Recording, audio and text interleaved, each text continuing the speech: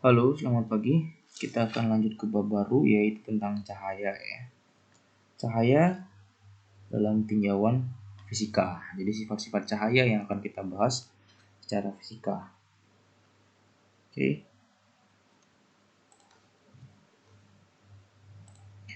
Cahaya itu merupakan gelombang. Cahaya dihasilkan dari getaran listrik dan getaran magnet yang merambat sehingga disebut dengan gelombang elektromagnetik.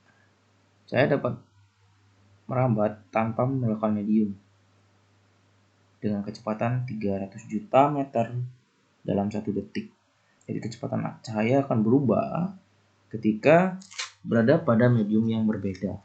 Jadi misalnya di udara sama di air, maka kecepatan cahaya akan berubah. Sifat cahaya ini ada 8 ya. Cahaya itu dapat merambat lurus. Jadi bisa dilihat dari sinar laser. Cahaya dapat dipantulkan, cahaya dapat dibiaskan, cahaya dapat mengalami interferensi, mengalami dispersi, dapat dilenturkan, mengalami polarisasi, dan memiliki sifat partikel. Oke. Dalam hal ini kita akan membahas 1, 2, 3 sifat cahaya ya untuk jenjang SMP. Kemudian sifat yang lainnya akan dibahas di jenjang SMA. Oke, sifat pertama, cahaya merambat lurus. Jadi cahaya yang dipancarkan, sumber cahaya akan merambat ke segala arah dengan lurus. Karena cahaya merambat lurus dan mengenai benda, maka di belakang benda tidak akan terkena cahaya atau gelap, atau disebut dengan bayangan ya. Bayangan itu ada 2 jenis, bayangan gelap dan bayangan kabur. Jadi bayangan gelap itu disebut dengan umbra, bayangan kabur disebut dengan penumbra. Kita lihat contoh dari animasinya. Cahaya merambat lurus dengan bentuk seperti ini. Nah, kita letakkan sebuah benda misalnya di sini berbentuk bola, maka akan ada bayangan gelap atau umbranya di sini. Jadi ini merupakan sifat dari cahaya yang merambat lurus. Kita hilangkan, maka hilang bayangannya. Kemudian ada benda lain sama. Jadi ada bayangan berbentuk kotak juga. Ini letakkan ke sini. Ya, jadi di sini ada bayangan lagi. Ini bayangannya ada 2. Jadi akibat oleh 2 benda tersebut ya. Jadi ini merupakan sifat dari cahaya yang merambat lurus. Kemudian kita akan mencoba beberapa jenis-jenis bayangannya ya. Kalau tadi gelap atau bayangan umbra. Sekarang kita coba animasinya. Cahaya masih yang sama. Bola akan terbentuk bayangan umbranya di sana.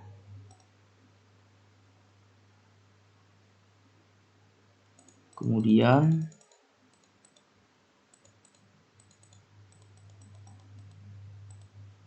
hilang ya.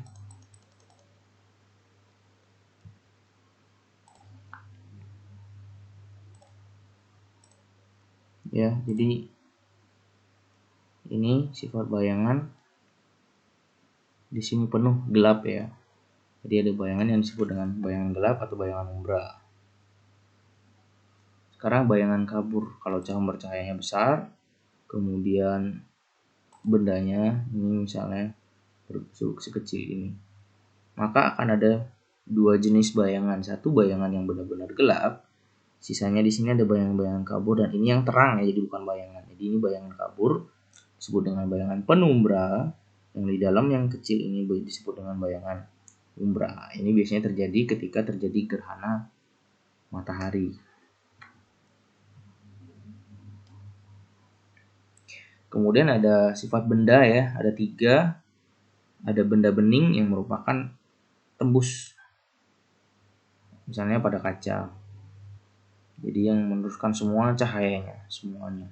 Kemudian ada benda tembus cahaya yang menembuskan sebagian cahayanya, tapi makin redup. Misalkan kertas, beberapa cahayanya akan lolos dan sebagian lagi akan tertahan. Dan Yang ketiga, benda tidak tembus cahaya. Itu benda yang sama sekali tidak meneruskan cahayanya yang mengenai benda tersebut. Contohnya ya benda-benda yang zat padat, yang tebal, kayu dan yang lain-lain. Oke, ini 3 jenisnya. Kita coba contoh. Cahaya, ini berarti benda yang tidak tembus cahaya, sehingga bagian sini sangat gelap. Kemudian benda yang kedua. Nah, cahaya adalah semua, berarti ini termasuk benda bening. Contoh yang ini adalah benda tembus cahaya, contohnya kertas tadi. Ada bayangan-bayangan yang tipis ya, tidak begitu gelap. Bayangan kabur atau disebut dengan bayangan penumbra karena bendanya di sini benda tembus cahaya tapi hanya sebagian gitu. Itu merupakan sifat-sifat dari benda. Yang jelas sifat utama dari cahaya adalah merambat lurus.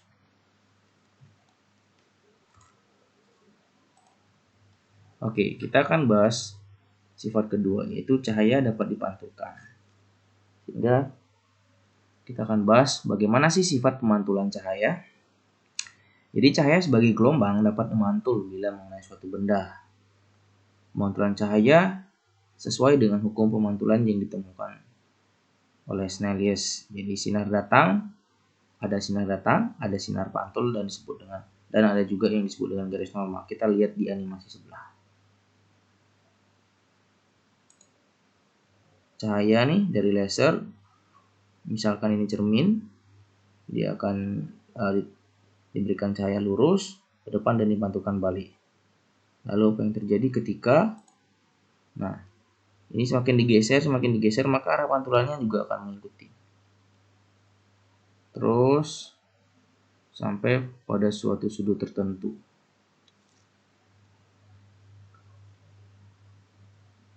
Oke.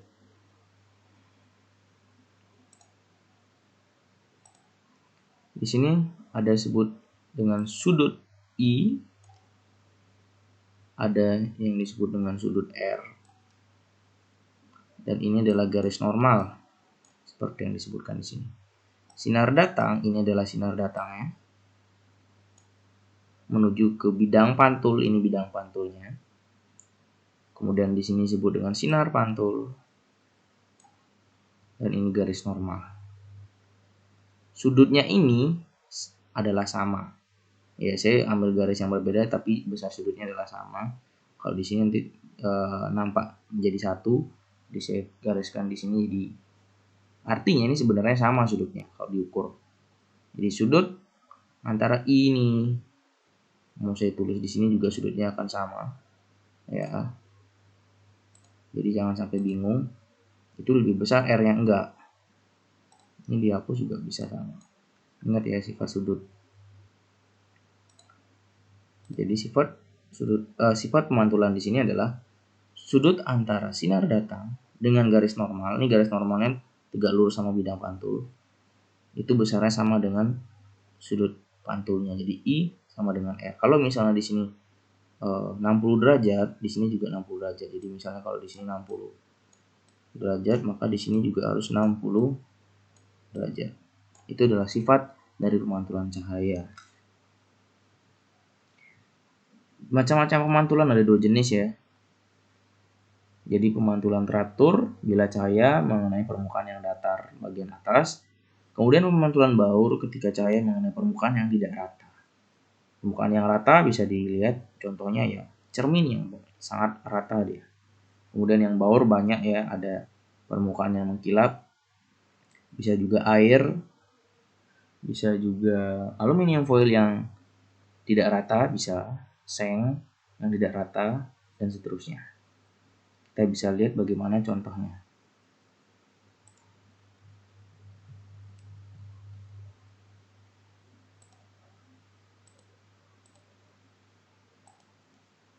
Ya, jadi kita lihat sinar datang, dipantulkan. Ini semua sejajar dan hasilnya juga akan sejajar dengan sudut yang sama seperti konsep yang tadi.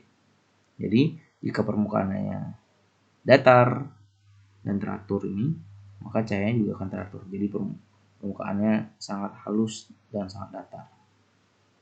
Bagaimana dengan pemantulan baur? Sinarnya datangnya sejajar, tapi hasil pantulannya tergantung bidang yang dikenai. Kalau bidangnya sedikit miring ke sini, maka hasil pantulan ke sana.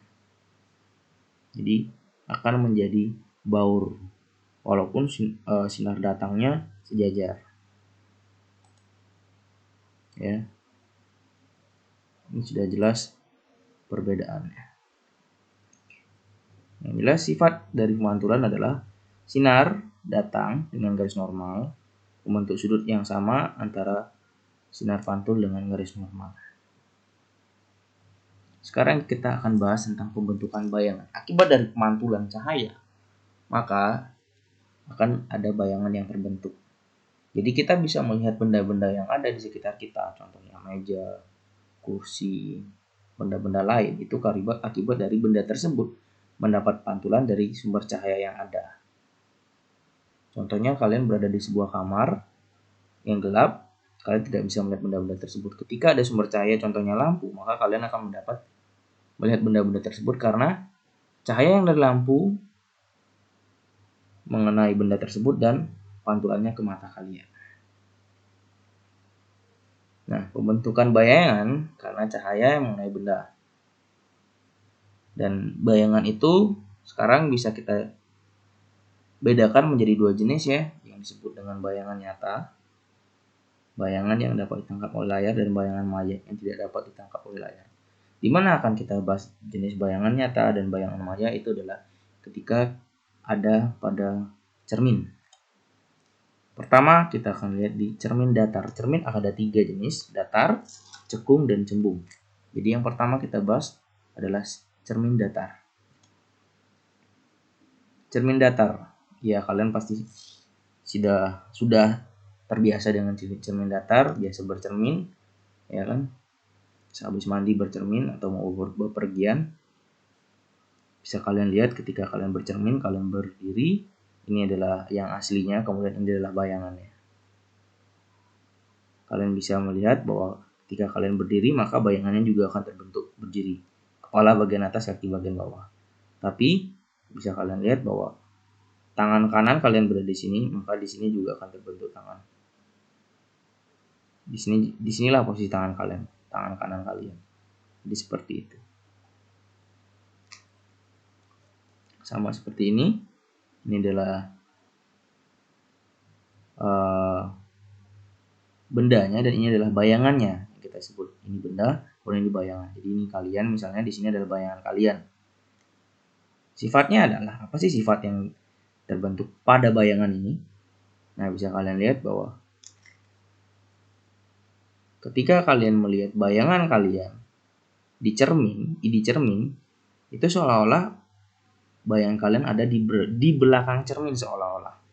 Jadi menembus cermin berada di belakang dengan jarak yang sama. Jadi kalau jaraknya di sini berapa, di sini juga sama nanti bayangannya. Inilah disebut dengan bayangan maya ketika berada di cermin, atau sekarang kita akan menggunakan konsep di belakang cermin.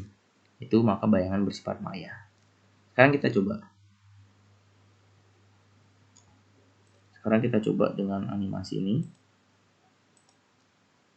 Sebuah bola, misalnya bola merah.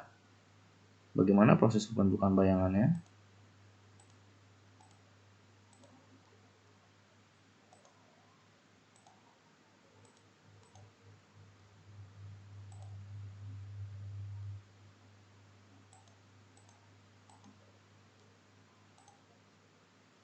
Ya, jadi proses pembentukan bayangannya ada cahaya dipantulkan.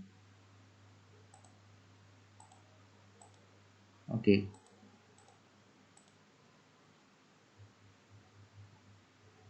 Jadi ini adalah berkah cahaya dari keadaan objek dari aslinya. Ini adalah cermin.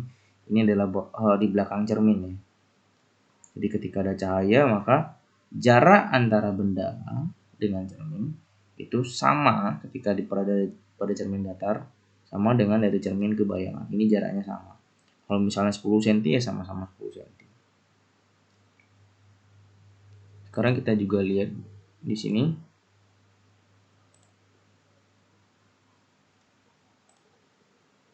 ya.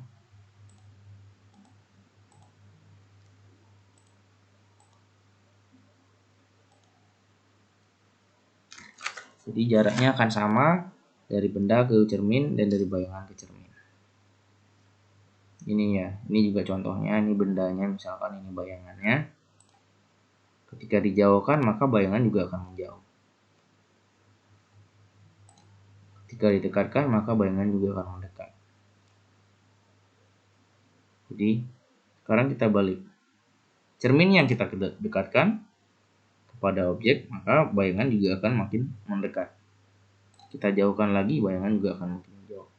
Jadi berapapun jarak antara benda ke cermin, segitulah jarak antara bayangan ke cermin. Itu adalah sifat dari cermin datar.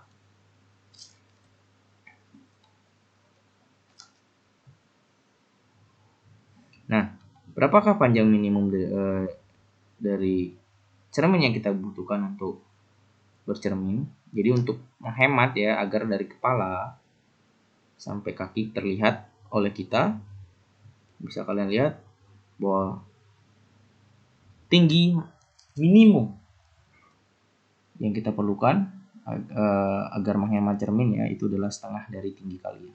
Jadi kalian bisa melihat dari ujung kepala sampai ujung kaki itu adalah setengah dari tinggi kalian, merupakan tinggi minimum yang dibutuhkan supaya kalian bisa melihat bayangannya semuanya.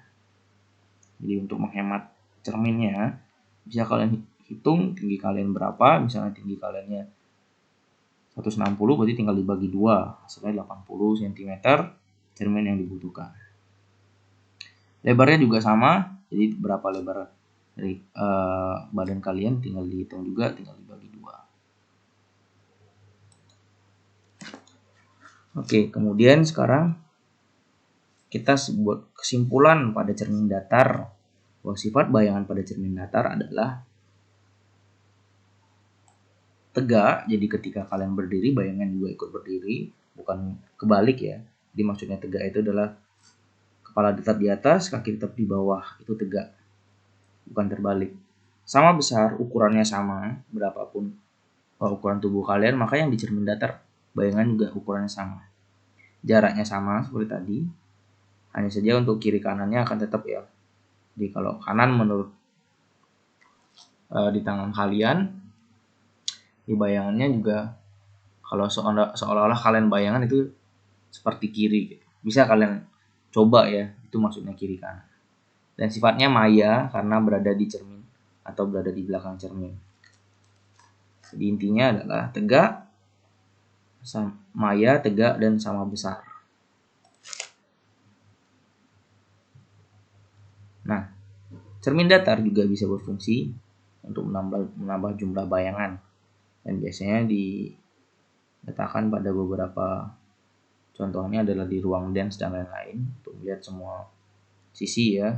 Kemudian jumlah bayangan ini dapat dihitung kalau misalnya cermin datar membentuk sebuah sudut. Kalau seandainya ada dua cermin datar, maka tergantung sudutnya berapa, maka jumlah bayangan dapat dihitung. Sekarang kita lihat di sini bendanya 1, bayangannya ada 1, 2, 3. Maka di sini ada 2 cermin ya, 2 cermin terbentuk 3 bayangan oleh satu benda ini, karena mau bentuk sebuah sudut. Cara menghitungnya sederhana. Jumlah N itu adalah jumlah bayangan, itu sama dengan 360 derajat dibagi dengan alfa atau sudut yang terbentuk dari 2 cermin. Jadi sudut antara 2 cermin ini berapa nih ke sini? Sudutnya berapa? Kemudian dikurang 1. Kalau 3 bayangan ini 1, 2, 3, berarti sudutnya kira-kira berapa? Jadi ini sudutnya adalah 90 derajat. Jadi 360 dibagi 90.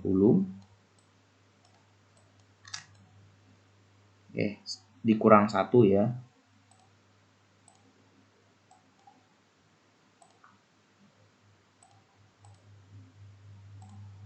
Dikurang 1, maka 4 kurang 1 adalah 3. Maka 3 bayangan terbentuk jika cerminnya membentuk sudut 90 derajat tegak lurus. Jadi seperti itu. Itu adalah sifat-sifat dari cermin datar, kemudian cara menghitung cermin minimum untuk bercermin, kemudian jumlah bayangan terbentuk jika dua cermin membentuk sebuah sudut. Itu dari cermin datar. Kita akan lanjutkan ke cermin cekung. Ini adalah contoh cermin cekung. Jadi melengkung ke dalam. Ketika diberikan cahaya, akan dipantulkan dengan sifat-sifat istimewanya. Ini adalah contoh aplikasi dari cermin cekung center ya. Ini juga. Jadi bagian mengkilapnya di bagian sisi sini dan melengkung ke dalam.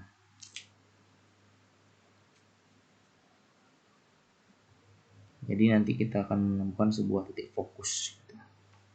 Oke, cermin cekung adalah cermin lengkung dengan lapisan mengkilap pada bagian dalam seperti contoh tadi. Cermin cekung memiliki sifat mengumpulkan cahaya. Jadi mengumpulkan cahaya, memfokuskan cahaya.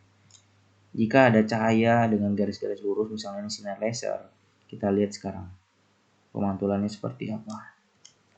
Jadi kalau satu,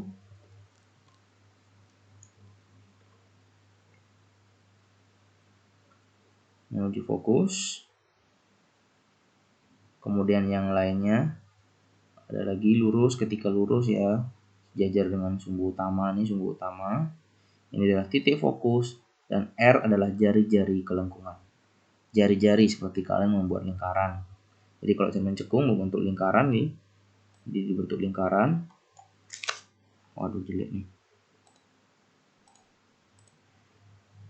Jadi kalau cermin cekung membentuk sebuah lingkaran ya akan ada jari-jarinya kan, atau titik tengahnya. Nah, untuk cermin cekung itu sendiri ketika ada cahaya begini, dia akan terkumpul, akan melewati titik fokus namanya. Besarnya titik fokus ini adalah setengah dari jari-jarinya, setengah dari R.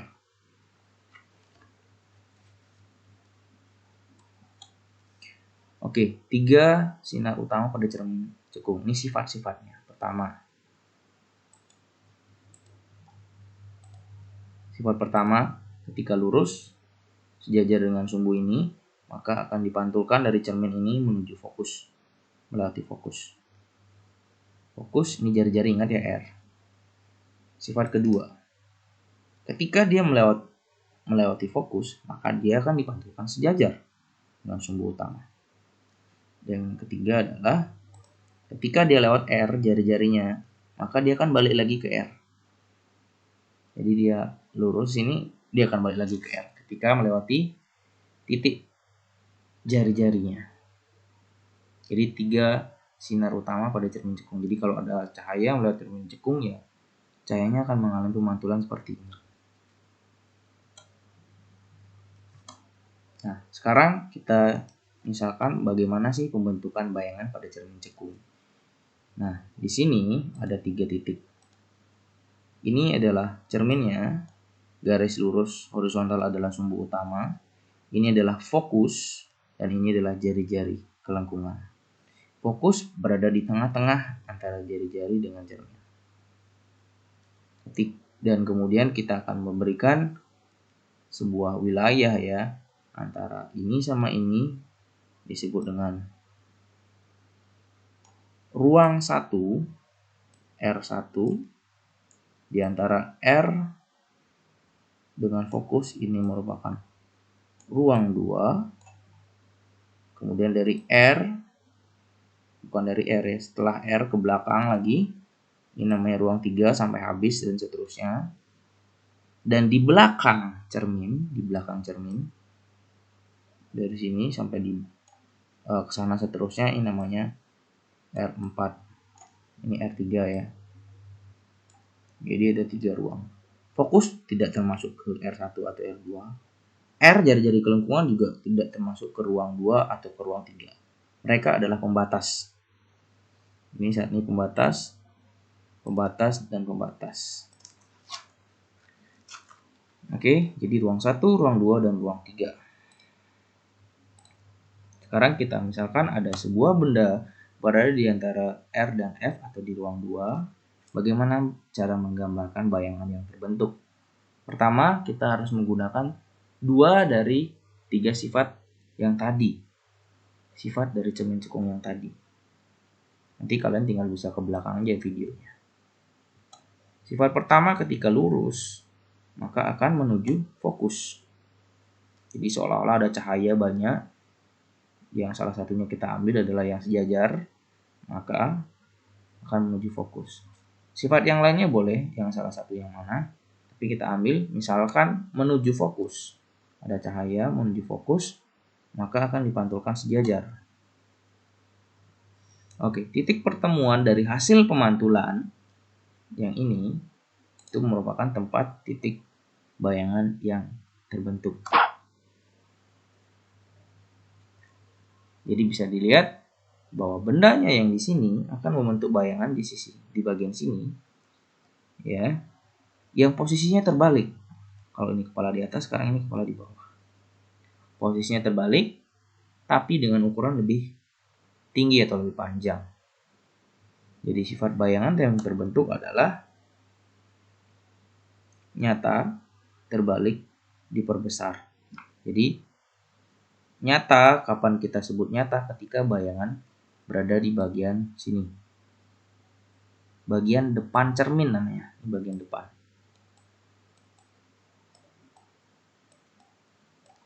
Dan ini bagian belakang. Nggak cukup ya udah di sini. Belakang. Maka yang bagian di sini akan membentuk sifat bayangan maya. Tapi kalau bayangannya bagian di sini, maka akan membentuk sifat bayangan nyata. Jadi sifatnya akan bersifat nyata. Nanti caranya mendapat bayangan ini adalah dengan layar. Ada bantuan layar. Akan terbentuk di layar. Jadi sifatnya nyata, terbalik. Jadi posisinya dia ini tanda panah ke atas, ini malah ke bawah. Jadi nyata, terbalik, dan diperbesar sudah jelas. Ya, diperbesar. Jadi ketika ada bayangan yang terbentuk di ruang 2, ketika ada benda berada di ruang 2 akan membentuk bayangan di ruang 3 gitu. Kita coba contoh yang lain. Nah, sekarang di bagian bendanya pada ruang 1. Kita tetap menggunakan sifat bayangan sifat pertama dari cermin cekung. Ya. Sejajar menuju fokus. Sekarang kita gunakan sifat ketiga yang tadi, kalian nanti bisa lihat lagi. Ketika melewati R, dia akan balik ke R. Jadi di sini sifat pertama sejajar menuju fokus melalui R dan balik ke R. Lalu di mana titik temunya? Kalau kita lanjutkan garis ini, maka tidak akan pernah terbentuk. Jadi kalau ini lurus terus nggak akan pernah ketemu karena menjauh. Maka dibuatlah titik-titik bantu ke belakang. Ternyata di sini adalah titik. Di antara titik bantu ada perpotongan. Maka di sanalah terbentuk bayangan. Nah, jadi seperti yang saya bilang tadi, ini bagian depan, bagian sini bagian depan, dan di sini di bagian belakang. Jadi ketika benda berada di ruang 1 akan terbentuk bayangan di ruang 4. Lalu sifatnya apa? Sudah jelas tadi. Ketika bayangan berada di belakang cermin, maka akan bersifat maya, tegak, sama-sama berdiri kan posisinya, tanda panah sama-sama ke atas, dan diperbesar udah jelas ya. Tadi hanya segini, dari sini setinggi itu. Jadi sifatnya adalah maya, tegak, diperbesar. Kita coba misalkan bukan di ruang 1. Kalau tadi ruang 2, ruang 1, kemudian sekarang bukan di ruang 1, bukan di ruang 2, tapi tepat di fokus. Kita coba. Garis sejajar melatih fokus. Ya. Dari R menuju R. Kita sekarang lihat dua cahaya yang kita gunakan, dua sifatnya ya. Tidak sama sekali menemukan perpotongan. Maka apa yang terjadi? Ketika ada sebuah benda tepat berada di fokus sebuah cermin cekung, maka tidak akan ada bayangan yang terbentuk. Kalian tidak akan pernah melihat bayangan apapun. Jika kalian sedang bercermin, berada di titik fokus dari cermin cekung, kalian tidak akan melihat bayangan kalian sendiri. Ini adalah sifat dari sains, ya. Jadi bukan horor. Jadi ketika berada di depan cermin cekung, tepat di fokusnya, maka kalian tidak akan melihat bayangan kalian. Itu di cermin cekung ya. Kalau cermin datar pasti terlihat.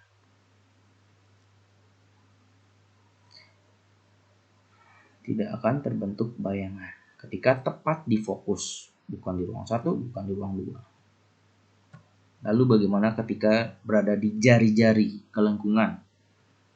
Kita gunakan sifat pertama, kita gunakan sifat kedua. Titik potongnya sama persis, sama-sama di R.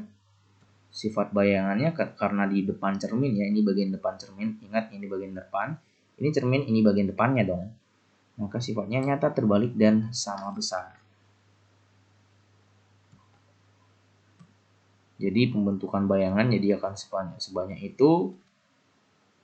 Kita masuk ke persamaannya.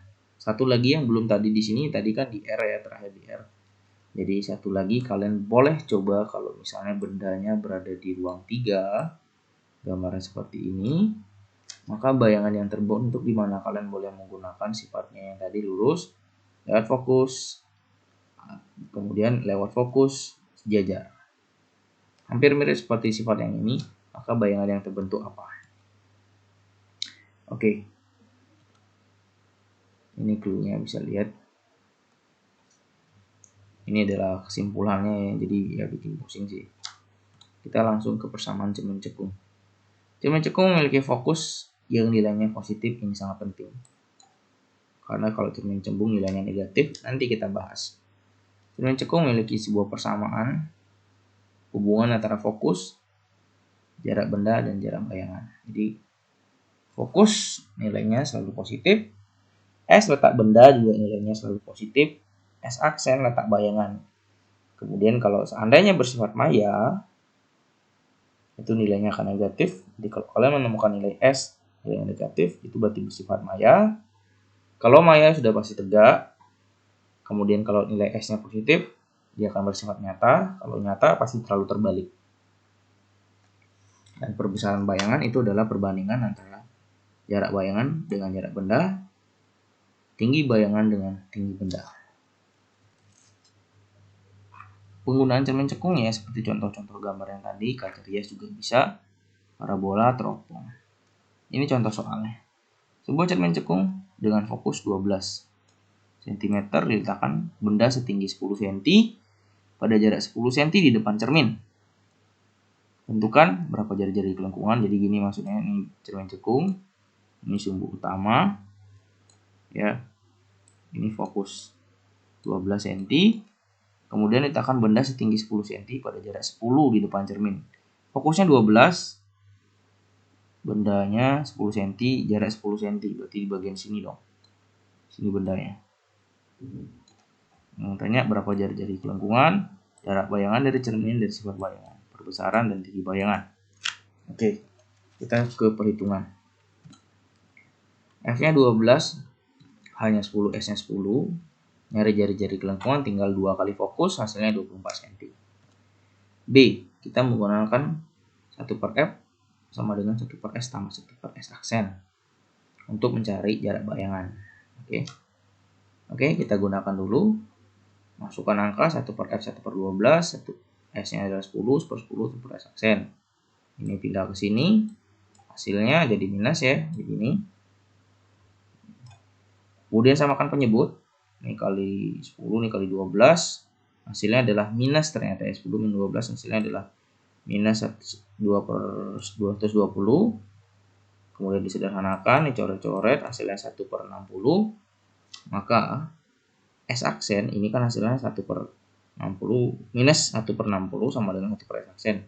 Jadi kita putar nanti dia posisinya, sehingga S aksen per 1 sama dengan minus 60.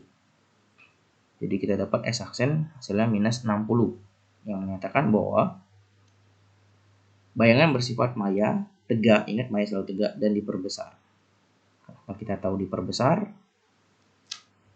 kita boleh cek dengan gambarnya tadi begini kan. Anggap aja ini adalah fokus, yang besarnya adalah 12. panjangnya 12 cm. Jari-jari kerengkungan R kita dapatnya 24. S-nya 10 cm. 10 cm itu berarti bagian sini S. Ini S. Ini 12 ke sini, 24 ke situ, S-nya hanya 10 cm ya. Berarti benda berada di ruang 1. Ini di ruang 1. Seperti gambar yang sudah kita yang kita bahas tadi, ketika benda berada di antara fokus dengan cermin atau di ruang 1, maka bayangannya akan selalu bersifat maya, tegak, dan diperbesar. Boleh kalian cek lagi ke belakang. Atau bisa kita gunakan rumus M sama dengan S aksin per S. S aksinnya adalah minus 60, S-nya adalah 10, dan ada tanda mutlak yang menyatakan bahwa kalaupun hasilnya negatif kita nggak peduli, yang jelas hasilnya tetap positif. Jadi minus 60 per 10 hasilnya minus 6, karena ada tanda mutlak maka hasilnya adalah 6 kali, jadi tanda negatifnya hilang. 6 kali nyatakan bahwa bayangan itu bersifat diperbesar. Kalau 1 kali itu menyatakan bahwa sifatnya sama besar. Tapi kalau kurang dari 1 kali, 1/2, 1/4, 1 per berapa, atau 0, lah pokoknya, maka sifat bayangannya diperkecil. Analisa untuk mendapatkan sifat bayangan, ya ini yang seperti tadi saya bilang kan, kalau kita menghitung dengan rumus kita dapat diperbesar. Kalau maya selalu tegak, nggak usah digambar, kita udah tahu kalau dia misalnya minus, maya selalu tegak. Kemudian diperbesar sama diperkecil kita tinggal menggunakan ruang benda. Jadi kalau bendanya, jika S-nya 10 cm lebih kecil dari nilai fokus, berarti benda di ruang 1 dan bayangan menghasilkan di ruang 4. Dari 1 ke 4 itu kan naik berapa kali dia? Berapa kali diperbesar? Berarti diperbesar hasilnya. 1 ke 4 makin besar kan? Maka hasilnya udah jelas maya tegak diperbesar. Oke, itu adalah contoh bagaimana perhitungan dari cermin cekung. Sekarang kita lihat bagaimana menghitung tinggi bayangan. Ya, karena kita udah dapat perbesaran 6 kali, berarti tinggi yang tadinya 10 cm, dengan rumus ini juga bisa ya, dengan rumus ini.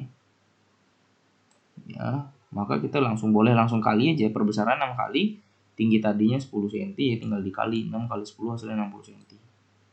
Tinggi awal 10 dikali 6 ya 60. Selesai. Oke. Selanjutnya kita akan bahas cermin cembung. Cermin cembung bisa kalian lihat di cermin yang ada di tikungan jalan atau di kaca spion. Yang jelas cermin cembung ketika cermin yang melengkung keluar. Sifatnya adalah menyebarkan cahaya ya. Jadi cermin yang menyebarkan cahaya dia sifatnya. Ada cahaya lurus jajar, maka dia akan cenderung menyebar, menjauh. Kalau tadi kan menuju fokus, sekarang dia menyebar. Pembentukan bayangan pada cermin cembung. 3 berkas sinar istimewa. Sinar datang sejajar sumbu utama seolah titik fokus, ya itu. Kemudian itu yang pertama ya, kalau tadi sejajar seolah dari fokus. Kalau menuju titik fokus, seolah-olah menuju fokus, dipantulkan sejajar sumbu utama. Kemudian yang ketiga ya, jadi kalau yang kedua sinar datang menuju titik fokus dipantulkan sejajar, sinar datang menuju pusat kelengkungan dipantulkan kembali. Kita lihat dengan gambar. Pertama sejajar kan, seolah-olah sejajar. Ingat nih kelengkungan, jadi mengkilapnya bagian luar sekarang. Sekarang nih bedanya adalah ketika cermin cembung, ini mengkilapnya bagian sini, tetap kita memerlukan titik fokus yang ada di belakang cermin, kebalik. Jadi tetap ya di sini bagian belakang.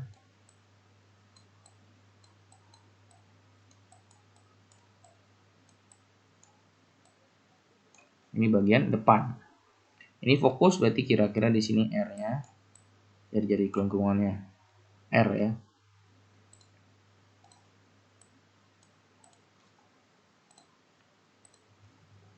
Ini R ya. Sumbu utama tetap. Kalau ada misalnya cahaya, yang jelas cahayanya dari depan bukan dari belakang. Nggak mungkin ada dari belakang cermin. Ini bagian depan. Jika ada cahaya sejajar begini, maka dipantulkan seolah-olah dari fokus. Fokusnya di belakang, nggak tembus cerminnya, tapi seolah-olah dari fokus. Maka akan dipantulkan dengan garis ya. Makanya digambarkan dengan titik-titik. Dia akan pemantulannya ke seolah-olah dari fokus kalau tadi sejajar. Jadi sejajar begini, seolah-olah dari fokus, maka mantulnya yang warna tebal. Karena cahaya nggak tembus ke cermin, karena bagian mengkilapnya bagian sini. Sifat pertama, sejajar dipantulkan seolah dari fokus. Sifat kedua,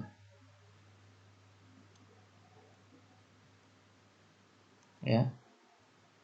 Sifat kedua ini yang pertama yang tadi sejajar seolah dari fokus. Yang kedua, seolah-olah menuju fokus, datangnya. Dipantulkan sejajar. Jadi hampir mirip. Yang ketiga, seolah-olah menuju jari-jari kelengkungan dan dia balik lagi. Jadi ada 3 sifat, jajar, seolah dari fokus, seolah-olah menuju fokus dipantulkan sejajar, dan seolah-olah menuju R dipantulkan balik dari R. Sifat bayangannya hanya satu, makanya sangat gampang kalau kita bahas cermin cembung. Tentukan bayangan pada cermin cembung.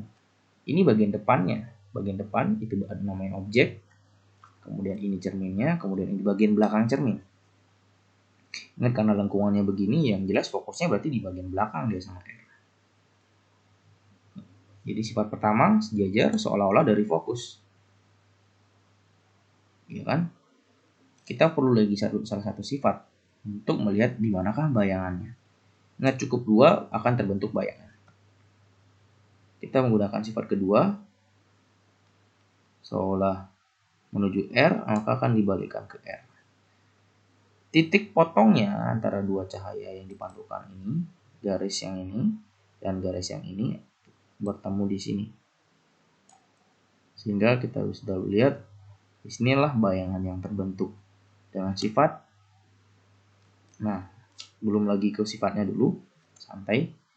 Kalau tadi di bagian sini masih lebih dekat, sekarang kita lebih jauh lagi. Kita gunakan lagi sifat dari cermin cembungnya, ya kan? Ya, lurus seolah-olah dari fokus, seolah-olah menuju R dan dibalikkan ke R. Dibalikkan lagi. Ini harusnya nggak tembus ya tanda panahnya ya. Ya, yang jelas kita cari titik perpotongannya berada di sini. Ya, dimanapun posisi bendanya, tidak peduli mau sedekat apapun dengan cermin, mau sejauh apapun dengan cermin. Sifat bayangannya ya ini juga sama ya, mau sedekat ini sifat bayangannya hanya satu.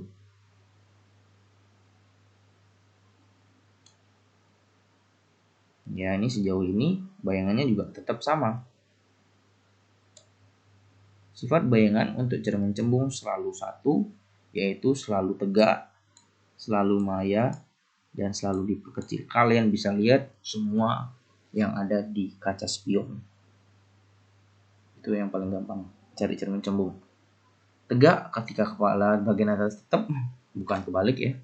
Kemudian maya karena selalu terlihat di belakang cermin dan diperkecil. Ingat kalau kaca spion mobil di belakang, mobil seukuran segitu bisa muat masuk ke cermin, bisa ke spionnya. Itu menyatakan bahwa dia diperkecil. Jadi konsepnya juga sama ya. Ini ruang 1, ruang 2, ruang 3, ruang 4. Kan dia sekarang terbalik. Ketika benda selalu berada di ruang 4, ini bendanya selalu di ruang 4, nggak bisa benda di ruang 1, ruang 2, dan 3. Selalu di ruang 4, maka bayangan juga akan selalu di ruang 1. 4 ke 1, selalu sama.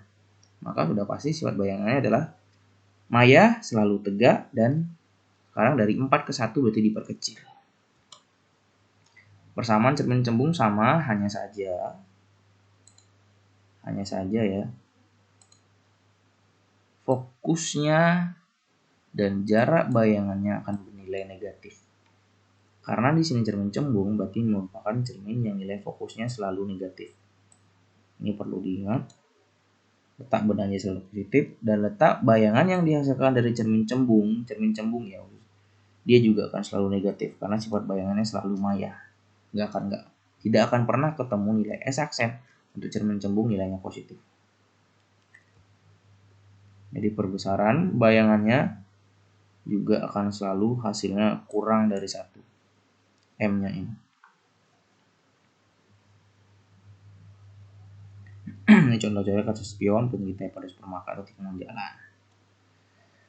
Oke, kita beranjak ke bagian akhir, yaitu rangkuman. Rangkumannya ada 2 jenis, cermin cekung dan cermin cembung. Kalau cermin cekung, kita harus menganalisa di ruang berapa bendanya, maka ruang bayangan bisa kita tentukan dan sifat bayangannya seperti apa. Kalau ruang benda, ruang 1 bayangan di ruang 4. Kalau benda di F, maka tidak ada bayangan. Kalau benda di ruang 2 bayangan di ruang 3, R balik ke R, 3 ke 2. Rumusnya simpel, tinggal dihitung. Kalau misalnya 5 dikurang 1 hasilnya 4. 5 dikurang 2 hasilnya 3. Kalau R ya di R, bukan di ruang manapun dia. Kemudian 5 dikurang 3 hasilnya 2. Ingat ketika benda berada di depan cermin selalu, ingat ya, mau di ruang 2, R atau 3 sifatnya selalu nyata dan terbalik. Sekarang kalian lihat 2 ke 3 makin besar, jadi diperbesar. R ke R tidak ada perubahan apapun, maka akan sama besar. Sekarang dari 3 ke 2, maka akan diperkecil. Dan yang paling gampang ketika ruang bendanya adalah di ruang 1, lebih kecil dari fokus, maka dia akan ke ruang 4 yang sifatnya selalu maya dan tegak. 1 ke 4 ya diperbesar. Jadi agak sedikit banyak kalau kita mengingat di cermin cekung, tapi konsepnya adalah kita mengingat dari ruang mana ke ruang mana.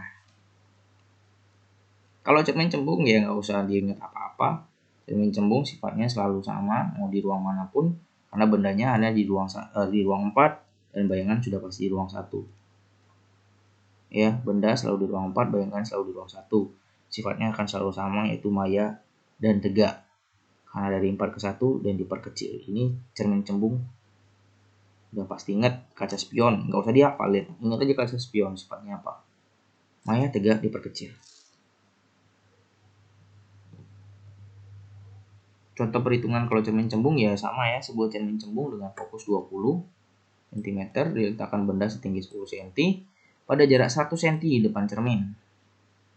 Cermin cembung. Jadi kelengkungan berapa? Ya, sekarang kita tinggal hitung. F minus 20 karena cerminnya cembung, hanya 10, S-nya adalah 1 cm. Cermin cembung ya harus dimasukkan nilainya negatif harus. Maka ngitung R ya 2 kali F, maka minus 40. Kita sekarang hitung S aksen, hitung pakai 1 per F sama dengan 1 per S tambah 1 per S aksen. Masukkan angka. Seperti yang saya bilang tadi, negatif, maka harus masuk negatif di sini. 1 per minus 20 sama dengan 1 per 100 tambah 1 per S aksen. Ya, ini sekarang kita pindah ke kiri sehingga hasilnya jadi minus. Samakan penyebut sekarang. Jadi minus 5 per 100 minus 1 per 100. Ya, minus sama minus jadi minus 6 per 100. Bagian kanan tetap nggak berubah. Nah, sekarang kita tinggal putar. Minus 6 per 100 sama dengan 1 per S aksen. Sehingga S aksen sama dengan tinggal dibalik. Minus 100 per 6. Sehingga S aksen hasilnya minus 16,7 cm. Yang menyatakan bahwa minus ini menyatakan bersifat maya. Karena ini cermin cembung ya udah sifatnya udah pasti maya, tegak, dan diperkecil. Kita sekarang buktikan apakah benar diperkecil. Kita menggunakan rumus ini. M sama dengan S aksen per S. Kita dapat S aksennya adalah minus 100 per 6. Sedangkan S-nya adalah 100. Jadi minus 100 per 6 per 100. Hasilnya adalah 1 per 6. Jadi lebih kecil daripada 1. 1 per 6 kali yang menyatakan benar bayangannya diperkecil. Atau selalu ingat ya, bayangan pada cermin cembung selalu bersifat maya, tegak, dan diperkecil. Kita menghitung sekarang tinggi bayangannya jadi berapa. Tadi S-nya 100 karena ini saya lupa ganti ya.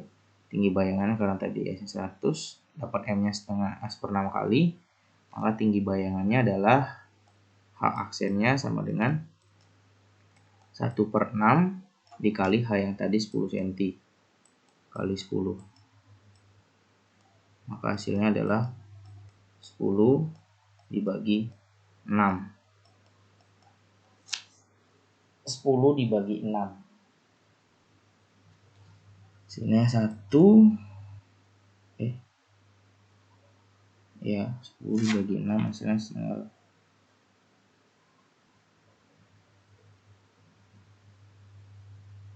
1,40 bagi 6 36 jadi 1,6 balik lagi terus 666 atau 1,67. Jadi yang tadi tingginya 10 cm sekarang tingginya hanya 1,67 cm. Jadi udah pasti diperkecil. Oke. Sekian tentang cermin ya. Cahaya, sifat cahaya sampai ke sifat cermin datar, cekung, dan cembung. Agak panjang benar-benar konsep di sini, silakan diperdalam lagi, harus bisa diulang-ulang ya. Karena ya di sini adalah benar-benar perlu mengingat konsep, memahami konsepnya dengan baik. Semoga bisa dipahami, kalau belum mengerti bisa diulang lagi dan bisa tanyakan. Sampai jumpa di sesi berikutnya. Selamat pagi.